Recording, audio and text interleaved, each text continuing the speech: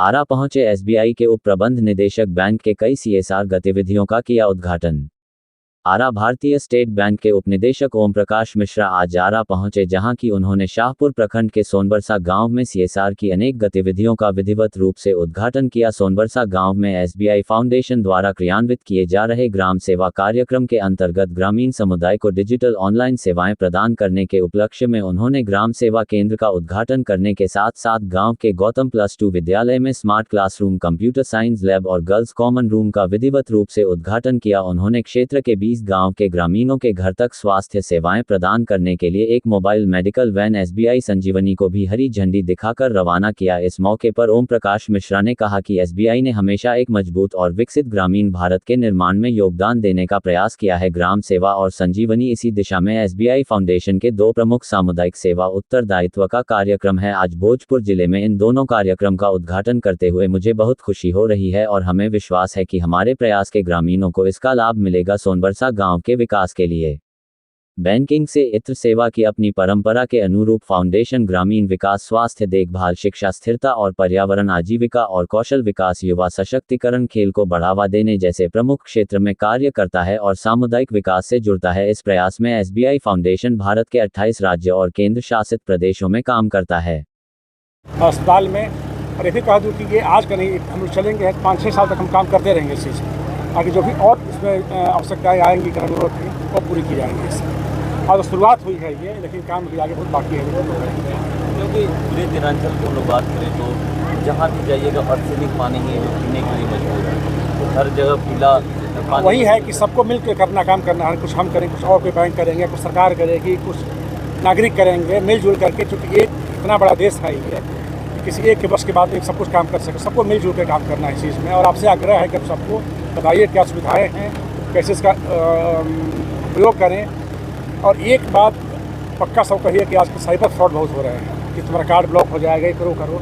कभी भी फ्रॉड वालों झांसे में नहीं पड़ना है। क्योंकि कितना भी आपको प्रलोभन दे, लॉटरी का, इसका उसका, झांसे में नहीं आना है। कोई अगर दिक्कत हो, समझना हो, बैंक में आए, ब्रांच में आए, आकर के पीएम से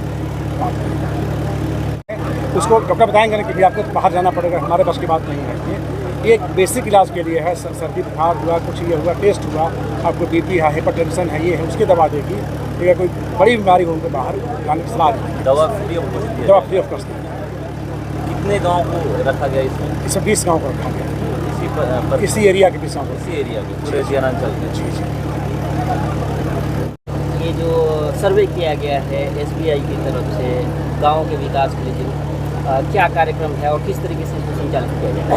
देखिए, पहले तो आप सभी को छठ पर्व की ढेर शुभकामनाएं। छठ पर्व आने वाला है। स्टेट बैंक का एक उद्देश्य है कि हम अपने प्रॉफिट का 1% काम खर्च करते हैं समाजी कार्यों के लिए, CSR के लिए। उसी संदर्भ में इसमें फाउंडेशन हमारा है जो कि बड़े बड़े कार्य करता है समाज सेवा के लिए, ग्राम विकास के लिए, हेल्थ के लिए, एजुकेशन के लिए। उसी क्रम में इस पंचायत और आसपास के कई गाँवों में हम हेल्थ सुविधाओं के लिए, ग्राम विकास के लिए, बच्चों के पढ़ाई के लिए और हेल्थ की सुविधा मुहैया कराने के लिए हम लोग कई कार्य कर रहे हैं। जैसे कि हमने स्कूल में हमने कंप्यूटर लैब बनवाया है बैंक ने।